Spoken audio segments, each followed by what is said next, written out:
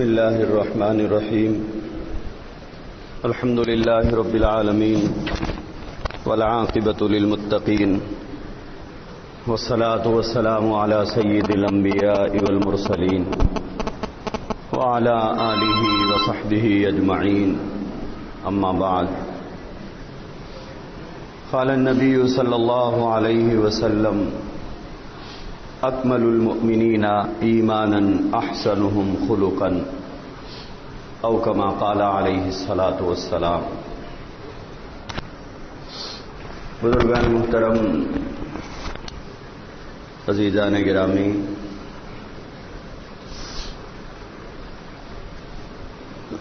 اللہ تبارک و تعالیٰ کی اس کائنات کے اندر جہاں ہم لوگ زندگی گزار رہے ہیں، اس کائنات میں جتنے انسان بستے ہیں اور رہتے ہیں، اللہ تبارک و تعالیٰ نے تمام انسانوں کے مزاجوں کو اور ان کی طبیعتوں کو یکساں نہیں بنایا ہے، بلکہ طبیعتوں میں بڑا فرق ہوتا ہے. بعض کا مزاج بہت گرم ہوتا ہے، بعض کا مزاج بہت سنجیدہ ہوتا ہے، بعض انسانوں میں برداشت کی صلاحیت ہوتی ہے اور بعض انسانوں میں برداشت کی صلاحیت نہیں ہوتی ہے. کبھی کبھی انسان کو ایک دوسرے انسان سے ایسے حالات پیش آتے ہیں کہ بظاہر ایسا محسوس ہوتا ہے کہ جو تکلیف اگلے والے سے ہمیں پہنچ رہی ہے اب وہ برداشت کے لائق نہیں ہے، اب اس چیز پر صبر نہیں کیا جا سکتا ہے. کبھی کبھی ایسے حالات کا سامنا سبھی کو کرنا پڑتا ہے. کبھی یہ حالات گھر والوں کی طرف سے آتے ہیں، کبھی ایسے حالات اپنی اولاد کی طرف سے بھی پیش آتے ہیں، کبھی ایسے حالات اپنے بھائیوں سے بھی پیش آتے ہیں، کبھی ایسے حالات اپنے پڑوسیوں سے بھی پیش آتے ہیں. آجر ہے تو مزدور سے بھی ایسے حالات پیش آتے ہیں، تاجر ہے تو خریدار سے بھی ایسے حالات پیش آتے ہیں. بظاہر ایسے حالات کو دیکھ کر آدمی کو سمجھ میں آتا ہے کہ کب تک یہ دکھ برداشت کیا جائے، کب تک یہ تکلیف سہا جائے. لا محالہ آدمی میں جب برداشت کے بندھن ٹوٹنے کے قریب ہو جاتے ہیں، صبر کا پیمانہ لبریز ہونے کے قریب ہو جاتا ہے، برداشت کی صلاحیتیں ختم ہو جاتی ہے، تو آدمی ایسے موقع پر یا تو اپنی زبان کو بے لگام کر کے اپنے دل کی بھڑاس کو اتار لیتا ہے، یا پھر اپنے ہاتھ سے اپنی بھڑاس نکالتا ہے اور اس کے بعد اپنے غصے کا اظہار اس ذریعے سے کرتا ہے کہ تمہاری جانب سے جو تکلیف اور اذیت مجھے پہنچی ہے اس کا بدلہ میں تمہیں یا تو زبان سے دوں گا یا پھر اپنے ہاتھ سے دوں گا. عزیزان محترم، یہ بات اپنی جگہ بالکل صحیح ہے کہ ایسے حالات دنیا میں بہت پیش آتے ہیں اور آ رہے ہیں، لیکن ایسے مواقع جہاں پیش آتے ہیں، ایسے موقع پر ہمارا دین، ہمارا مذہب، ہمارے نبی، ہمارے لیے بھیجا گیا قرآن اور ہمارے پروردگار کی تعلیم کیا ہے؟ ہمیں ایسے موقع پر ہمارا مذہب ہمیں کیا نصیحت کرتا ہے؟ ایسے موقع پر ہمارے سامنے رسول اللہ صلی اللہ علیہ وآلہ وسلم کا نمونہ اور اسوہ کیا ہے، آپ نے ہمیں کیا سکھایا ہے، کیا تعلیم دی ہے۔ ماضی کے تعلیمات اور انبیاء علیہم الصلاۃ کے حالات کو اگر پڑھا جائے، حضرت سیدنا موسیٰ علیہ السلام کی جو قوم تھی اور حضرت موسیٰ علیہ السلام جو شریعت انسانیت کی طرف لے کر آئے تھے، اس کے اندر جو تعلیمات تھی وہ تعلیمات یہ تھی کہ اگر کوئی آدمی کسی دوسرے آدمی کو تکلیف پہنچائے، اذیت دے، دکھ پہنچائے، تو وہاں پر معاف کرنے کی کوئی گنجائش تھی ہی نہیں، وہاں بدلہ لینا لازم تھا، انتقام لینا ضروری تھا، حساب کو برابر سرابر کرنا پڑتا تھا۔ قرآن کریم میں موجود ہے وَكَتَبْنَا عَلَيْهِمْ فِيهَا أَنَّ النَّفْسَ بِالنَّفْسِ وَالْعَيْنَ بِالْعَيْنِ وَالْأَنْفَ بِالْأَنْفِ وَالْأُذْنَ بِالْأُذْنِ وَالسِّنَّ بِالسِّنِّ وَالْجُرُوحَ قِصَاص، کہ اگر کوئی آنکھ پھوڑے تو اس کی آنکھ پھوڑنا لازم تھا، اگر ہاتھ توڑے تو ہاتھ توڑنا ضروری تھا، دانت توڑے تو دانت توڑنا لازم تھا۔ وہاں معاف کرنے کا اور ساری کہنے کی کوئی گنجائش اللہ نے رکھی نہیں تھی، وہاں انتقام لینا اور بدلہ لینا ضروری تھا۔ دین موسوی کے بعد ہم اگر دین عیسوی پر نظر ڈالیں اور حضرت عیسیٰ علیہ السلام کی تعلیمات کو دیکھیں تو حضرت عیسیٰ علیہ السلام کی جو شریعت تھی اور حضرت عیسیٰ کی جو امت تھی، ان کے لیے احکام یہ تھے کہ اگر کوئی آدمی ایک گال پر ایک تھپڑ رسید کر دے تو وہاں پر دوسرا پیش کرنے کا حکم تھا، وہاں بدلہ لینے کی کوئی گنجائش ہی نہیں رکھی گئی تھی۔ یہاں بدلہ لینا لازم تھا اور یہاں بدلہ لینے کی گنجائش ہی نہیں تھی۔ یہاں معاف کرنا ضروری تھا، وہاں بدلہ لینے کا کوئی حکم نہیں تھا، معاف کرنا لازم تھا۔ اور جہاں تک دین محمدی کا تعلق ہے، جس دین سے، جس شریعت سے ہمارا تعلق ہے، ہمارے نبی کی تعلیمات اور ہمارے نبی کے احکامات کیا ہیں؟ عام طور پر ہم لوگ یہ سمجھتے ہیں کہ اگر کوئی آدمی تکلیف پہنچایا تو بدلہ لینا چاہیے، اسلام میں بدلہ جائز ہے، بالکل جائز ہے، اس کی گنجائش ہے کہ اگر کوئی آدمی کسی کا ناحق قتل کیا ہو تو دوسرا آدمی قصاصاً اسے قتل کر سکتا ہے اگر اسلامی مملکت ہو۔ اسلام میں بدلہ لینے کو جائز قرار دیا گیا، ضروری نہیں قرار دیا گیا۔ دین موسوی کے اندر لازم اور ضروری رکھا گیا تھا، اور دین عیسوی میں معاف کرنا لازم تھا، لیکن دین محمدی کے اندر بدلہ لینے کی گنجائش تو رکھی گئی ہے، لیکن جو تعلیم اللہ تبارک و تعالیٰ نے دی ہے وہ یہ تعلیم دی ہے واعف عنہم واستغفر لہم وشاورہم فی الامر۔ رسول اللہ صلی اللہ علیہ وآلہ وسلم نے ارشاد فرمایا کہ انما بعثت لأتمم مکارم الاخلاق۔ اللہ کے نبی نے ارشاد فرمایا کہ میں اخلاق کریمانہ کی تعلیم دینے کے لیے آیا ہوں، میں اخلاق کریمانہ کی تمہیں تعلیم دیتا ہوں، اور میں اخلاق کی تعلیم کی تکمیل کرنے کے لیے آیا ہوں۔ اور اللہ کے نبی علیہ السلام کے اخلاق عالیہ کے بارے میں اور آپ کے اخلاق حمیدہ کے بارے میں، آپ کے اوصاف سلیمہ کے بارے میں قرآن کریم میں اللہ تبارک و تعالیٰ نے ارشاد فرمایا کہ وَإِنَّكَ لَعَلَىٰ خُلُقٍ عَظِيمٍ، کہ اے نبی صلی اللہ علیہ وسلم آپ اخلاق کی بہت بلند سطح پر فائز ہیں، آپ اخلاق کی بہت اعلیٰ بلندیوں پر اللہ نے آپ کو فائز کیا ہے۔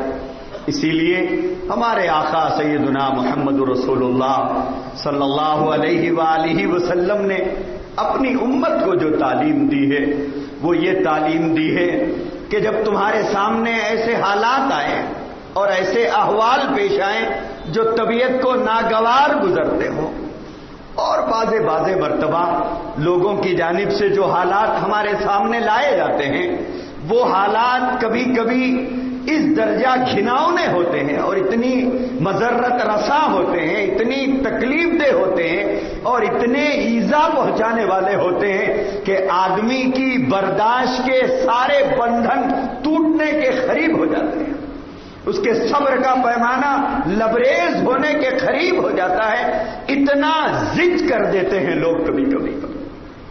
لیکن ایسے موقع پر رسول اللہ صلی اللہ علیہ وآلہ وسلم نے اپنی امت کو جو تعلیم دی ہے وہ یہ تعلیم دی ہے کہ دیکھو ایسے حالات جب پیش آئیں تو یہی وہ موقع ہوتا ہے کہ ایک مومن کو اپنا کردار ظاہر کرنا ہوتا ہے، اپنے اخلاق کو ظاہر کرنا ہوتا ہے، اسلام کی خوبیوں کو اپنے اندر لے کر اور اپنے اندر کی برداشت کی صلاحیتوں کو سامنے رکھنا پڑتا ہے، ظاہر کرنا پڑتا ہے کہ ایک دین اسلام کا ماننے والا، ایک سچا مومن اور اسلام کا ایک سچا فالوور کیسا ہوا کرتا ہے، اور اس کا کردار ایسے غصے کے موقع پر بھی کیسا ہوا کرتا ہے۔ حضرت حسین رضی اللہ تعالیٰ عنہ کی خادمہ ایک مرتبہ کوئی کھانے پینے کا سامان تھا اور قیمتی برتن تھا، وہ برتن میں کھانا رکھ کر حضرت حسین رضی اللہ تعالیٰ عنہ کی خدمت میں لا رہی تھی، لیکن اچانک وہ ہاتھ سے چھوٹ گیا اور وہ پیالہ ماغزہ سمیت نیچے گر گیا۔ حضرت حسین رضی اللہ تعالیٰ عنہ کی آنکھیں سرخ ہو گئی اور انہوں نے گھور کر اس خادمہ کو دیکھا، کچھ کہنا ہی چاہتے تھے، اتنے میں وہ باندی کی زبان سے قرآن کریم کی وہ آیت کریمہ نکلی جس میں اس نے فرمایا وَالْكَاظِمِينَ الْغَيْظَ وَالْعَافِينَ عَنِ النَّاسِ۔ مومن کے اوصاف اللہ تبارک و تعالیٰ نے یہ بیان فرمائے کہ وہ غصے کے پینے والے ہوتے ہیں، وہ قصوروں کو درگزر کرنے والے ہوتے ہیں۔ حضرت حسین رضی اللہ تعالیٰ عنہ نے اپنی نگاہ نیچے جھکا لی۔ اس زمانے میں باندیوں کے اندر قرآن کیسا ان کی زبانوں پر جاری تھا، کیسا وہ اسلام کی تعلیمات کو اپنے سینوں میں اتارے ہوئے تھے، اور کیسا برجستہ اور کیسا بروقت اور کیسے برمحل انہوں نے اس آیت کریمہ کا سہارا لے کر حضرت حسین رضی اللہ تعالیٰ عنہ کے عتاب سے اور ان کے غصے سے اپنے آپ کو بچا لیا۔ اور وہ بھی کیسے مومن صادق تھے، اور وہ بھی کیسے اللہ کے رسول کے فرمانبردار اور اللہ کے احکامات کو ماننے والے تھے کہ جب انہوں نے قرآن کریم کی یہ آیت کریمہ سنی تو انہوں نے ایک لفظ کہنا گوارا نہیں کیا۔ تو کبھی جب حالات ہماری زندگی میں روز مرہ ایسے کئی حالات انسان کے ساتھ پیش آتے ہیں کہ آدمی برداشت نہیں کر پاتا ہے اور اس کا غصہ اس کے دماغ کو کھولا دیتا ہے، ایسے موقع پر آدمی عام طور پر ایسا ہوتا ہے کہ اس کی زبان بھی بے قابو ہو جاتی ہے، کبھی اس کا ہاتھ بھی بے قابو ہو جاتا ہے، اور آدمی یہ سوچتا ہے کہ صاحب میں حق پر ہوں، کیوں نہیں بولنا چاہیے۔ کئی مرتبہ ایسا ہوتا ہے کہ آدمی حق پر ہوتا ہے اور کوئی سامنے والا ناحق ہوتا ہے، اس کے باوجود اذیت اس کی طرف سے پہنچائی جاتی ہے جو حق پر نہیں ہوا کرتا۔ تو جو آدمی حق پر ہوا کرتا ہے وہ سوچتا ہے کہ میں کیوں نہ بولوں کیونکہ میں حق پر ہوں، میں کیوں اس پر ہاتھ نہ اٹھاؤں کیونکہ میں حق پر ہوں، میں بدلہ کیوں نہ لوں کیونکہ میں حق پر ہوں۔ اللہ کے نبی علیہ الصلوۃ والسلام نے حق پر رہنے والوں کو ارشاد فرمایا کہ جو آدمی حق پر رہتے ہوئے بھی اللہ کے لیے درگزر کر دیتا ہے، حق پر ہے، لیکن اس کے باوجود اپنے حق سے دستبردار ہو جاتا ہے، اللہ کے لیے چھوڑ دیتا ہے۔ اللہ کے نبی نے ارشاد فرمایا میں ضمانت لیتا ہوں اس کی جانب سے اور میں ضامن ہوں اس کے لیے کہ میں جنت کے بیچوں بیچ اس کے لیے ایک گھر کا ضمانت دار ہوں جو حق پر ہونے کے باوجود انتقام نہ لیتا ہو، حق پر ہونے کے باوجود اپنا حق وصول نہ کرتا۔ فرمایا کہ حق پر ہوتے ہوئے اپنے حق سے دستبردار ہو جائے، حق پر ہوتے ہوئے اپنے حق کو چھوڑ دے، حق پر ہوتے ہوئے معاف کر دے۔ اللہ کے نبی نے فرمایا میں ضامن ہوں اس کا کہ اس کے لیے جنت کے بیچوں بیچ ایک گھر کا میں وعدہ کرتا ہوں۔ تو میرے عزیز دوستو، جہاں ہمارے سامنے ایسے حالات پیش آئیں اور اکثر پیش آتے رہتے ہیں، اللہ کے رسول علیہ الصلاۃ والسلام نے ارشاد فرمایا ایک مومن کو ایسے موقع پر کیسے اخلاق کریمانہ کا مظاہرہ کرنا چاہیے اور کیسے اخلاق کریمانہ کا مظاہرہ پیش کرنا چاہیے۔ زمانے بعثت سے پہلے کا واقعہ ہے، رسول اللہ صلی اللہ علیہ وسلم ایک صاحب کے ساتھ جا رہے تھے، چلتے چلتے اس شخص نے جو آپ کے ساتھ چل رہے تھے انہوں نے اللہ کے رسول علیہ الصلاۃ والسلام کو ایک جگہ پر ٹھہرا کر دیا اور یہ کہا کہ میں یہاں جا کر آتا ہوں، آپ تھوڑا انتظار کر لیجئے کہ تھوڑی دیر کے بعد میں واپس آؤں گا۔ وہ اللہ کے رسول کو سرے بازار سڑک کے کنارے درخت کے سائے میں چھوڑ کر چلا گیا۔ اب وہ چلا گیا تو ہوا ایسا کہ وہ اپنے کام سے فارغ ہو گیا، لیکن اس کے ذہن سے یہ بات نکل گئی کہ کوئی میرے انتظار میں کھڑے ہوئے ہیں۔ اکثر ایسا ہوتا ہے کہ آدمی کے ذہن سے بات نکل جاتی ہے، ایسے ہی ان کے ذہن سے یہ بات نکل گئی تھی اور انہوں نے اللہ کے رسول کو ٹھہرا کر کے چلے گئے۔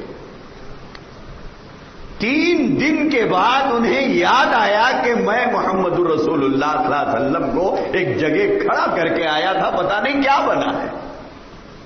3 دن ہو گئے۔ 3 دن کے بعد انہیں یاد آیا کہ میں کسی کو کھڑا کر کے آیا تھا۔ وہ بھاگے بھاگے دوڑے دوڑے جب وہاں پر پہنچے تو دیکھا کہ اللہ کے رسول کھڑے ہوئے، اللہ کے رسول کھڑے ہوئے۔ ہم ہوتے تو برس پڑتے، ہم ہوتے تو بادل برسا دیتے، ہم ہوتے تو آگ برسا دیتے، اللہ جانے کیا کیا کرتے۔ اللہ کے نبی نے اس موقع پر بھی صبر کے دامن کو تھامے رکھا اور یہ ارشاد فرمایا کہ تم نے بہت انتظار کروایا۔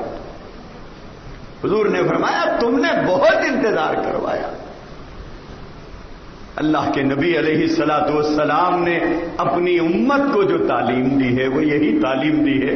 میرے عزیز بھائیوں، دنیا میں اسلام جو پھیلا تھا تو وہ اللہ کے نبی کی امت کے کردار سے پھیلا تھا۔ دین اسلام نہ تلوار کی زور سے پھیلا ہے، نہ طاقت کے بلبوتے پر پھیلا ہے۔ درخت پھل سے بچانا جاتا ہے اور پھل کھا کر انسان درخت کی خوبیاں بیان کرتا ہے اور اس کی خصوصیتیں بیان کرتا ہے۔ درخت کا احترام پھل کھانے کے بعد ہوتا ہے، درخت کے ساتھ اچھا برتاؤ پھل کھانے کے بعد لوگ کرتے ہیں۔ تو میرے عزیز بھائیوں، اسلام کو مانا گیا ہے تو اس کی خوبیوں سے مانا گیا۔ رسول اللہ صلی اللہ علیہ وآلہ وسلم نے 3 دن کے انتظار کے بعد یہ ارشاد فرمایا کہ تم نے مجھے بہت انتظار کروایا، تم نے بہت انتظار کروایا۔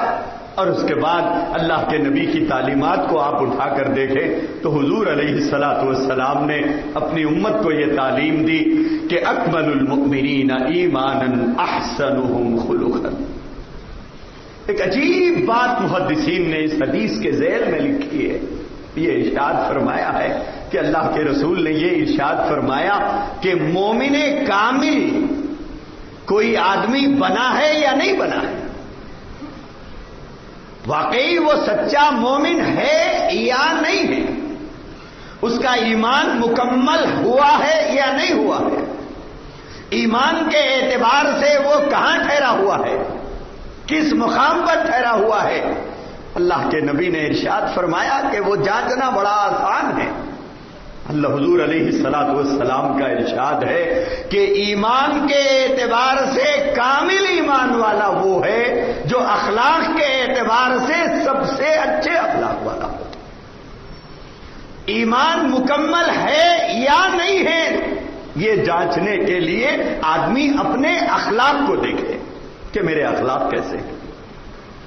اگر اخلاق میں وہ انفٹ ہے تو ایمان میں بھی فٹ نہیں ہے. اگر اس کے اخلاق اچھے نہیں ہیں، اخلاقی اعتبار سے وہ فٹ نہیں ہے، تو ایمان کے اعتبار سے بھی وہ 100% سچا مومن نہیں.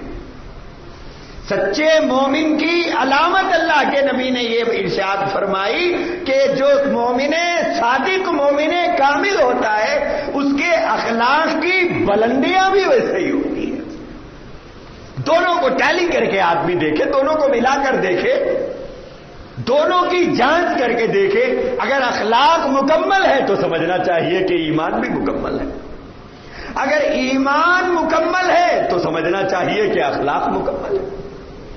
دونوں میں جوڑ ہے، دونوں میں جوڑ ہے. یہ رہا تو یہ رہے گا، یہ نہیں ہے تو یہ بھی نہیں رہے گا. یہ ہے تو یہ ہے، یہ نہیں تو یہ نہیں. حضور علیہ الصلوۃ والسلام نے ارشاد فرمایا کہ ایمان کامل کی علامت یہ ہے کہ اس کے اخلاق دیکھو. اور آج ہم اس حدیث کے آئینے میں ہم اپنا چہرہ دیکھ لیں، ہم اپنے کیریکٹر دیکھ لیں، ہم اپنے اخلاق دیکھ لیں کہ ہمارے اخلاق ماں باپ کے ساتھ کیا ہے، ہمارا سلوک والدین کے ساتھ کیا ہے، ہمارے اخلاق اپنے بڑے بھائیوں کے ساتھ کیا ہے، ہمارے اخلاق اپنے چھوٹوں کے ساتھ کیسے ہیں، ہمارے اخلاق اپنے پڑوسیوں کے ساتھ کیسے ہیں، ہمارا برتاؤ اپنے رشتہ داروں کے ساتھ کیسا ہے.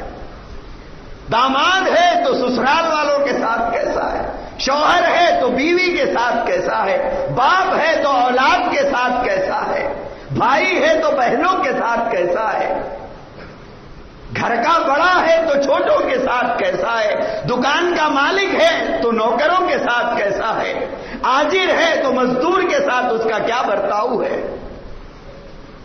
اس آئینے میں ہم اپنا چہرہ تو دیکھیں کہ اخلاقی اعتبار سے میں کہاں کھڑا ہوا ہوں اور میرے اخلاق کیا ہے. جبکہ اللہ کے نبی علیہ الصلوۃ والسلام نے ارشاد فرمایا یہ ہے تو وہ ہے، وہ نہیں تو یہ بھی نہیں. حضرت مولانا طارق جمیل صاحب دامت برکاتہم جو دنیا اسلام کے ایک عظیم واعظ اور ایک عظیم داعی اور ایک زبردست عالم دین ہے، انہوں نے ایک بیان میں یہ ارشاد فرمایا کہ ایک آدمی نے ان سے سوال کیا تھا کہ حضرت اخلاق کے بارے میں کوئی ایک بات سمجھا دیجیے. میں نے کہا کہ اخلاق کے بارے میں کوئی ایک چھوٹی بات ایسی سمجھا دیجیے جو سمجھ میں آ جائے. مولانا طارق جمیل صاحب دامت برکاتہم نے ارشاد فرمایا کہ بیٹا اسلام میں اخلاق کی وہی حیثیت ہے جو کھانے میں نمک کی حیثیت ہے. کھانے میں نمک کی جو حیثیت ہے اسلام میں اخلاق کی وہی حیثیت ہے. کھانا چاہے کتنا عمدہ پکایا جائے اور چاہے کتنے ہزار روپیے اس کے پکانے پر خرچ کیے جائیں، اگر اس میں 2 روپیے کا نمک نہ ڈالا جائے تو سارا کھانا بے لذت ہو جاتا ہے. حالانکہ اس کی کوئی حیثیت نہیں ہے، 2 روپیے میں مل جاتا، 10 روپیے میں مل جاتا ہے، لیکن ہزاروں روپیے ضائع ہو جاتے ہیں. انسان لاکھ خوبیاں اپنے اندر رکھتا ہو، اگر اس کے اندر اخلاق کا جوہر نہیں ہے تو وہ کسی کام کا نہیں، وہ کسی کام کا نہیں. غالباً امام راضی رحمت اللہ علیہ یا امام غزالی علیہ الرحمہ، نام صحیح یاد نہیں آتا مجھے، انہوں نے لکھا ہے ایک جگہ پر کتے کے اندر جو صفات ہیں، کتے کی کئی خصلتیں اور اس کی خوبیاں انہوں نے لکھی. اس میں سب سے بڑی خوبی انہوں نے جو لکھی ہے کہ وہ مالک کا وفادار ہوتا ہے، وہ اپنے مالک کے ساتھ بے وفائی نہیں کرتا، اور جو اس کا مالک ہوتا ہے وہ اس کا در چھوڑ کر دوسرے در پہ جا کے کبھی پڑتا نہیں ہے، کم ملا کھا کے وہیں پڑتا ہے، زیادہ ملا تب بھی کھا کے وہیں رہتا ہے. ایسی کئی خوبیاں انہوں نے 9 صفات غالباً لکھی، اس کے اندر کی خوبیاں لکھی ہیں. اور یہ بات لکھ کر انہوں نے یہ لکھا ہے کہ اگر یہ صفتیں انسان میں آ جائیں، وہ جو اوصاف ہیں مالک کے ساتھ وفاداری، جتنا مل گیا کھا کر مالک کے دروازے پر پڑے رہنے کی جو صفت ہے وہ کسی اور کے دروازے پر جا کر دم ہلاتا ہوا نہیں کھڑے تھا. یہ جو صفت ہے مالک کے ساتھ وفاداری کے ساتھ ساتھ جو اس کے در سے ملتا ہے کھا کر وہی پڑے رہنے کا، بولے اگر یہ صفت انسان میں آ جائے تو ولی بن جائے. کہ یہ تو در در پہ سر پیٹتے پھرتا ہے. یہ مل گیا تب بھی مالک کا وفادار نہیں ہے، نہیں ملا تب بھی مالک کا وفادار نہیں ہے. نہیں ملا تو مالک کا شکوہ کرتے پھرتا ہے، ملا تو مالک سے بے وفائی کر کے کبھی مسجد کو بھی نہیں آتا. وہ جانور ہے، اس کے اندر جو صفت ہے وہ اگر انسان میں پہنچا ہو جائے ولایت کے درجے کو پہنچ جائے. اس کے بعد لکھا ہے کہ جہاں اس کی اتنی خوبیاں ہیں اس جانور کے اندر، اس کے اندر ایک خرابی ہے. وہ ایک خرابی اس کی ساری خوبیوں کو ختم کر دیتی ہے.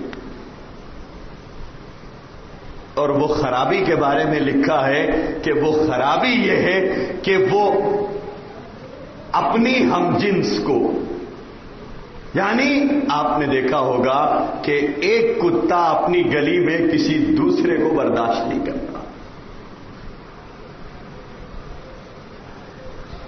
انہوں نے لکھا ہے کہ سب سے بری صفت اس کے اندر یہ ہے کہ وہ اپنوں کو قریب آنے نہیں دیتا.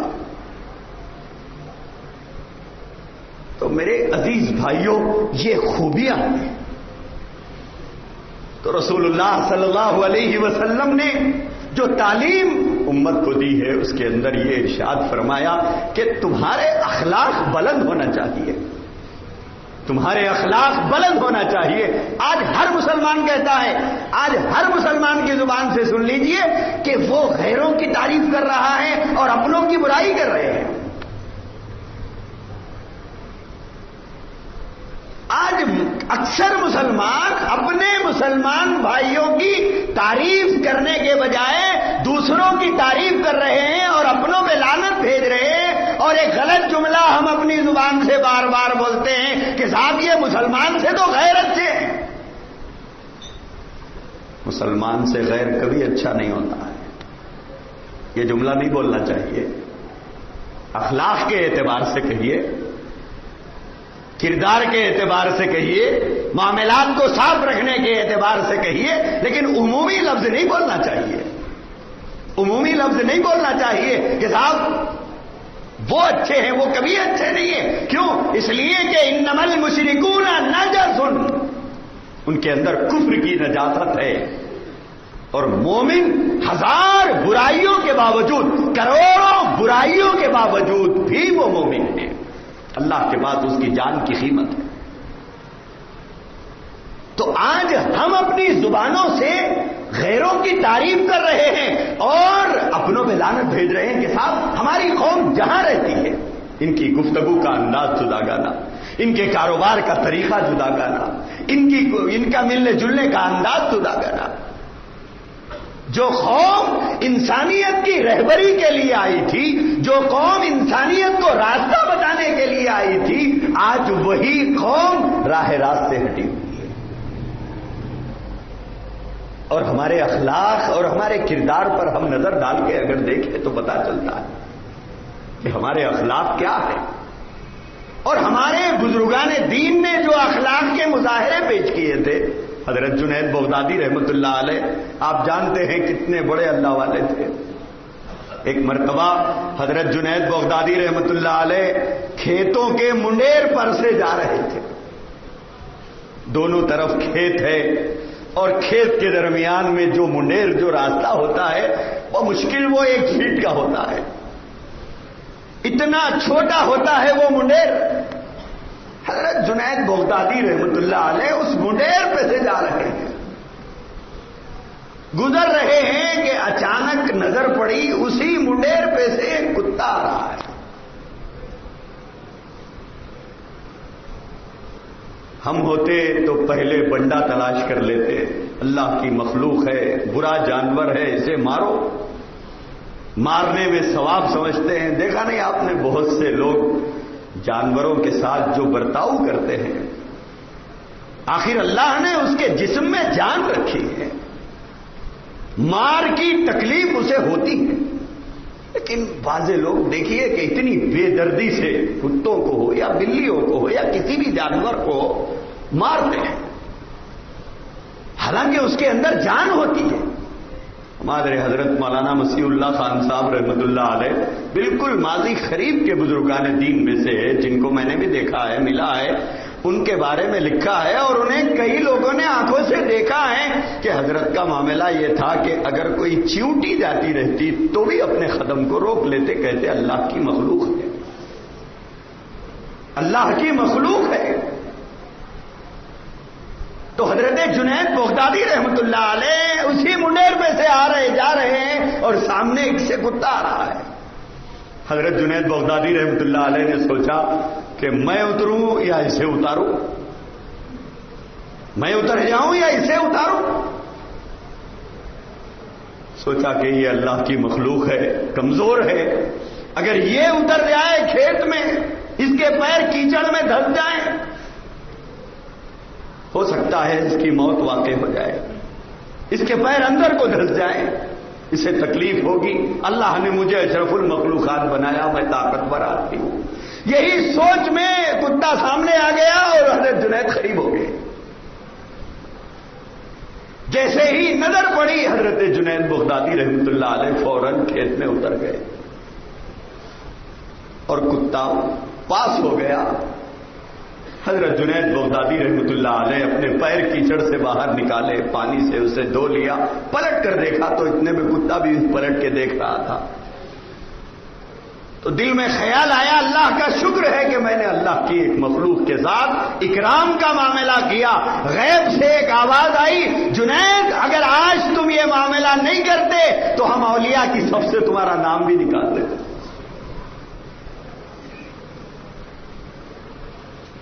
اولیاء کی صف میں تمہارا نام بھی باقی نہیں رہتا. میرے عزیز بھائیوں، ایک مومن صادق کا کردار بہت بلند ہونا چاہیے. ایک مومن کے صبر اور ضبط کا اور برداشت کا مادہ بہت وسیع ہونا چاہیے. اس کا ظرف بڑا ہونا چاہیے. اسے کم ظرفی اچھی نہیں لگتی. کیوں؟ کیونکہ وہ انبیاء کے امام کا غلام ہے، وہ سید الانبیاء کا غلام ہے، وہ سرور کائنات کا غلام ہے، وہ امام الانبیاء کا غلام ہے، وہ شافی محشر صلی اللہ علیہ وسلم کا غلام ہے. اس کا ظرف نبی جتنے بڑے ہیں امتی کا ظرف بھی تو اسی لحاظ کا ہونا چاہیے. اس لیے ہمارے نبی نے ہمیں سکھایا ہے کہ تمہارے اخلاق اچھے ہونے چاہیے، تمہارے اخلاق اچھے ہونے چاہیے. ہر برائی کا بدلہ بھلائی سے ہو، ہر غلطی کا جواب اچھائی سے ہو. یہ تعلیم ہمارے نبی کی ہے. اسی لیے ہمارے نبی نے ارشاد فرمایا کہ انما بعثت لاتم مکارم الاخلاق، میں اخلاق کی تکمیل کے لیے آیا ہوں، میں بھیجا گیا ہوں تاکہ اب تمہارے اخلاق مکمل کرو. آج ہمارے صبر کے پیمانے اتنے چھوٹے ہو گئے ہیں کہ ہمیں صبر نہیں آتا، ہمیں برداشت نہیں ہوتی، ہمارا پیمانہ بہت جلدی چھلک جاتا ہے. لیکن ہمارے مذہب کی تعلیم دیکھی جائے، ہمارے مذہب کی تعلیم دیکھی جائے تو وہ تعلیم بڑی وسیع ہے. وہ تعلیم بہت وسیع ہے. اس میں صبر کی تعلیم ہے، اس میں برداشت کی تعلیم ہے، اس میں درگزر کرنے کی تعلیم ہے. ہمارے نبی کو جو تعلیمات دی گئی، جو اخلاق کی تعلیم دی گئی، واعفو عنہ، حضور سے اللہ نے فرمایا جو تکلیف پہنچائے اسے معاف کرو. بدلہ لینا جائز ہے، معاف کرنا افضل ہے. حضور کو ارشاد فرمایا واعفو عنہ، نہ صرف معاف کرو، آگے فرمایا واستغفر لہم، ان کے لیے استغفار بھی کرو، ان کے لیے دعا کرو، دعائیں مغفرت کرو۔ کس کے لیے؟ جو تکلیف پہنچاتا ہے، جو اذیت پہنچاتا ہے، اس کو نہ صرف معاف کرنا ہے، ساتھ میں اس کی مغفرت بھی طلب کرنا ہے۔ آگے ارشاد فرمایا وشاورہم فی الامر، اپنے معاملات میں ذرا ان سے مشورہ بھی کر لیا کرو تاکہ دوریاں نہ پیدا ہو، غربت پیدا ہو، محبت پیدا ہو، انسیت پیدا ہو، تعلق برقرار رکھے۔ فرمایا کہ اپنے معاملات میں مشورہ بھی کر لیا کرو۔ ان تعلیمات کو پڑھ کر جب اپنی زندگی کو اس سے ٹیلی کرنے جاتے ہیں تو 1% ہم اس میں اتر نہیں پاتے، اور پھر ہم چاہتے ہیں کہ صاحب اسلام پوری دنیا میں پھیلے۔ اسلام اپنی خوبیوں سے پھیلتا ہے، درخت اپنے پھل سے پہچانا جاتا ہے، اسلام اپنی ساری خوبیاں اپنی جگہ رکھتا ہے، لیکن وہ خوبیاں والے کہاں ہیں؟ اس وقت میں روس کے اندر کمیونزم کا دور آیا تھا اور یہ لال آندھی کا طوفان پورے روس پر چھا گیا تھا، سوویت یونین بنا، جو کچھ ہوا آپ جانتے ہیں۔ اس پر قابض ہونے کے بعد جب وہاں پر کون سا قانون نافذ کیا جائے، ملک کا دستور کیسا ہونا چاہیے، وہاں کا لا کیسا بننا چاہیے، اس کے بارے میں لینن نے اعلان کیا تھا کہ ہم تمام مختلف ممالک کے قانون کا جائزہ لے رہے ہیں اور مختلف مذاہب کے قانون کا جائزہ لے رہے ہیں کہ کون سا قانون یہاں پر نافذ کیا جائے۔ تو مولانا عبید اللہ سندھی رحمت اللہ علیہ، جو تبدیلی مذہب کے بعد اسلام میں داخل ہوئے تھے، انہوں نے یہاں سے وہاں تک کا سفر کیا اور وقت لیا اور وقت مقررہ پر لینن کے پاس پہنچے اور انہوں نے لینن کے سامنے 2.5 سے 3 گھنٹے تقریر کی، اسلام کے عدل و انصاف کے بارے میں، اسلام کی خوبیوں کے بارے میں، اسلام کے معاملات کی صفائی کے بارے میں، اسلام کے قانونی جرائم کے قانون کے سلسلے میں اسلام کے عدل و انصاف کی خوبیوں کے بارے میں 2.5-3 گھنٹے کی لینن کے سامنے نان اسٹاپ تقریر کی تھی۔ مولانا عبید اللہ سندھی رحمت اللہ علیہ نے 3 گھنٹے کی تقریر خاموشی کے ساتھ اپنے پورے آوان و انصار کے ساتھ وہ سنتا رہا۔ 3 گھنٹے کی جب تقریر عبید اللہ سندھی کی ختم ہوئی تو اس کے بعد اس نے مولانا عبید اللہ سندھی سے کہا تھا، آپ نے جو کچھ کہا ہے حرف بحرف صحیح ہے، اس میں کوئی دو رائے نہیں ہے، لیکن مجھے بتلائیے کہ جو کچھ خوبیاں آپ نے بیان فرمائی ہے دنیا کے کون سے مسلمان میں یہ پائی جاتی ہے؟ اس نے کہا کہ بالکل آپ نے جو کہا ہے یہ بالکل دو رائے نہیں ہے اس کے اندر، لیکن آپ یہ تو بتائیے کہ مجھے سیمپل پیش کیجئے، ایگزامپل پیش کیجئے میرے سامنے کہ ایسا کون سا انسان ہے اور ایسا کون سا گروہ ہے جو یہ ساری خوبیاں اپنے اندر رکھتا ہے۔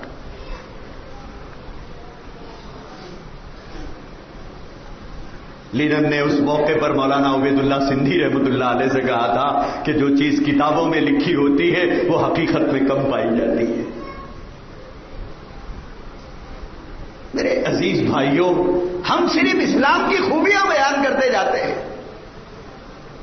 کہ صاحب ہمارا دین ایسا ہے، ہمارے نبی ایسے ہیں، ہمارے نبی کی تعلیمات ایسی ہیں، ہمارا قرآن یہ کہتا ہے، ہمارا اسلام یہ کہتا ہے، ہمارے نبی کے صحابہ ایسے تھے، ہمارے اولیاء ایسے تھے، ہمارے صلحاء ایسے تھے، ہمارے صوفیاء ایسے تھے، ان کے ہونے میں کوئی دو رائے نہیں ہے، لیکن ان میں کی جھلکیاں کس کے اندر تم میں پائی جاتی ہے، مجھ میں پائی جاتی ہے۔ مسئلہ یہ ہے کہ جن کو دیکھ کر لوگ مسلمان ہو گئے، جیسے حضرت خواجہ اجمیری رحمت اللہ علیہ کے بارے میں لکھا ہے کہ ان کی زندگی میں 90 لاکھ لوگوں نے ان کے ہاتھ پر اسلام قبول کیا ہے۔ کوئی معمولی کام ہے؟ 90 لاکھ مسلمان ہوئے ان کے ہاتھ پر اسی لیے تو اللہ کے نبی کی حدیث ہے، علماء امتی کا انبیاء بنی اسرائیل، میری امت کے علماء بنی اسرائیل کے انبیاء کے مانند ہیں. وہ خوبیاں ان کے ساتھ چلی گئی. لیکن آج کے دور کا غیر مسلم کس کو دیکھے؟ آج کے دور کا غیر مسلم اسلام کی خوبیاں اگر دیکھنا چاہے تو کس میں دیکھے؟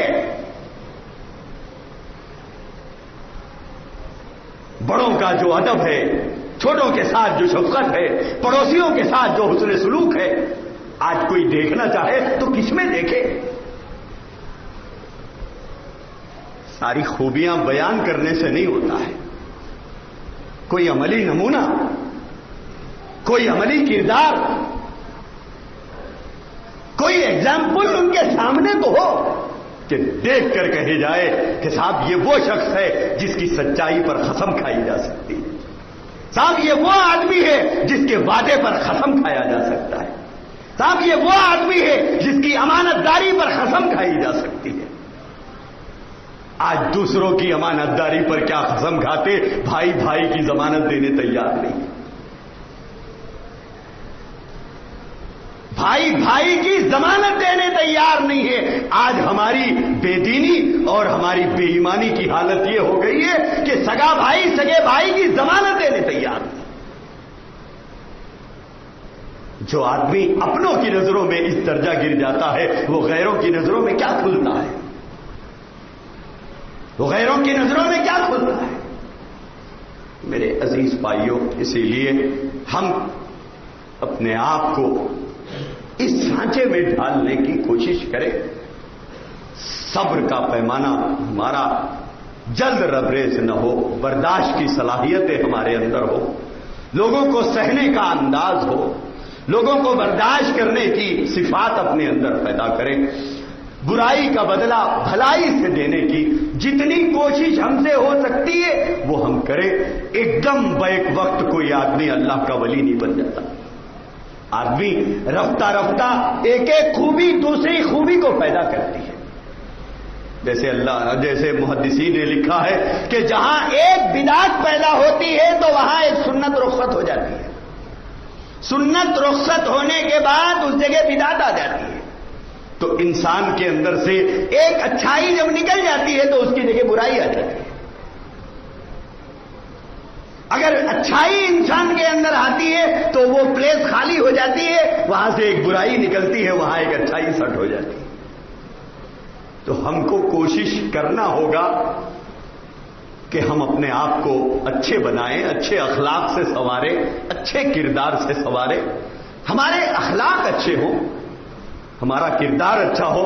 آج ہمارا حالات یہ ہیں، ذرا ہماری اکنامک حالت بدل گئی، ذرا معاشی حالات اچھے ہو گئے، ذرا کچھ آنے لگ گیا تو ایسا دکھتا ہے کہ کچھ پر پیدا ہو گئے، کچھ اڑنے کے بال آ گئے ہمارے اوپر. اب کسی کو سلام کرنا بھی شرم کے لائق سمجھتے ہیں، کسی سے ملنا بھی کچھ ہمارا الگ الگ ہوتا ہے.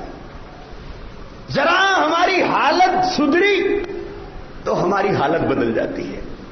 سلام کرنے کا انداز بھی بدل جاتا ہے، ملنے کا انداز بھی بدل جاتا ہے، بیٹھنے کا اسٹائل بھی بدل جاتا ہے، کھانے کا اسٹائل بھی بدل جاتا ہے، پینے کا اسٹائل بھی بدل جاتا ہے. ساری اسٹائلز بدل رہے ہیں. کیا ہے صاحب؟ کیا ہو گیا؟ ایسی کیا خوبی آ گئی ہمارے اندر؟ سیدنا ابو بکر صدیق رضی اللہ تعالیٰ عنہ اللہ کے نبی کی وفات کے بعد خلیفہ بنائے گئے. ہم جانتے ہیں خلیفہ اول سیدنا ابو بکر خلیفہ بنائے گئے، راستے سے جا رہے ہیں. صحابہ کرام کے وہ گھرانے جو صحابہ شہید ہو گئے اور جن کے گھرانے میں مرد حضرات نہیں ہوتے تھے، ان کی بچیاں کھیل رہی تھی. سیدنا ابو بکر صدیق رضی اللہ تعالیٰ عنہ پہ نظر پڑی تو وہ بچے آپس میں گفتگو کر رہے تھے کہ ابو بکر تو خلیفہ بنائے گئے، اب ہماری بکریوں کا دودھ کون نکالیں گے؟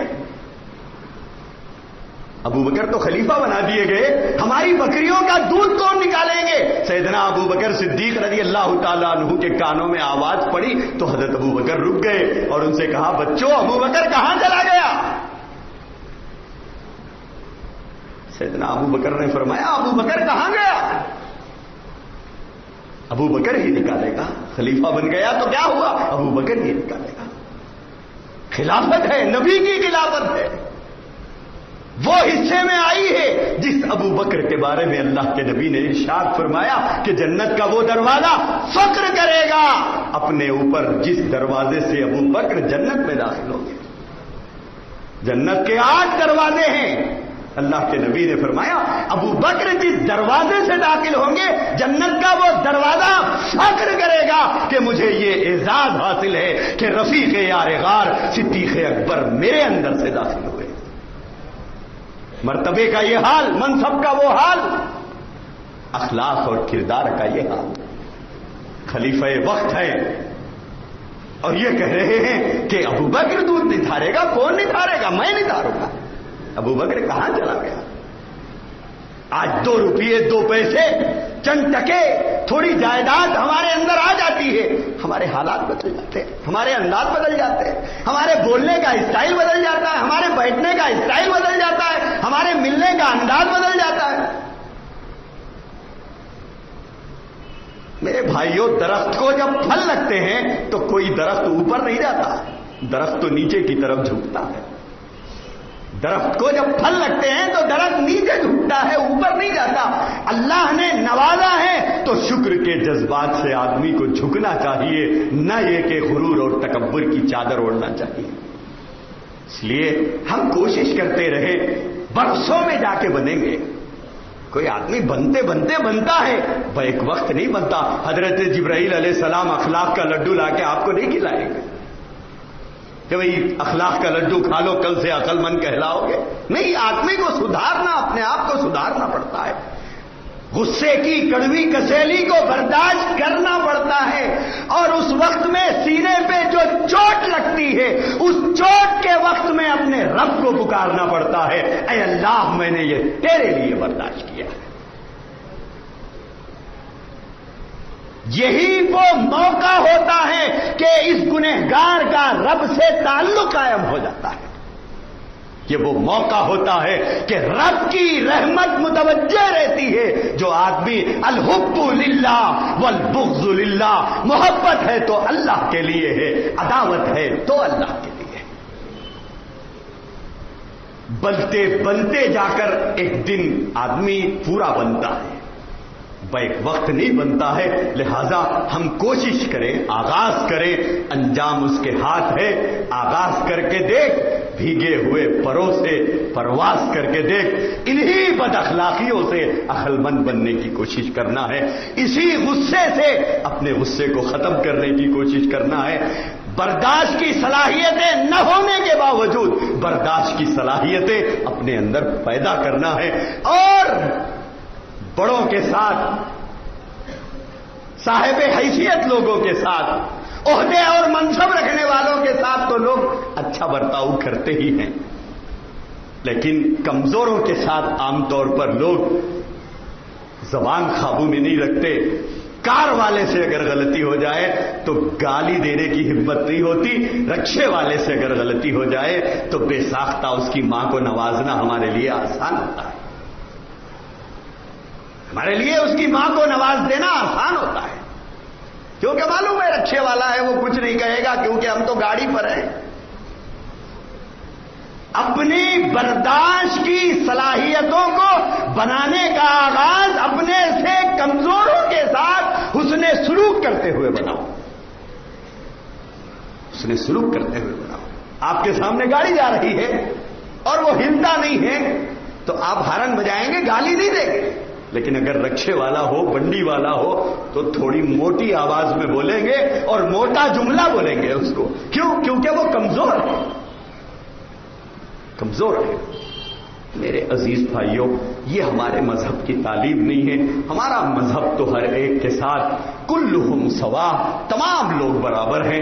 اللہ کے نزدیک امیری اور غریبی کا پیمانہ یہ دنیا کا قائم کیا ہوا ہے. اللہ ہم سب کو توفیق عطا فرمائے. وآخر دعوانا الحمد للہ رب العالمین.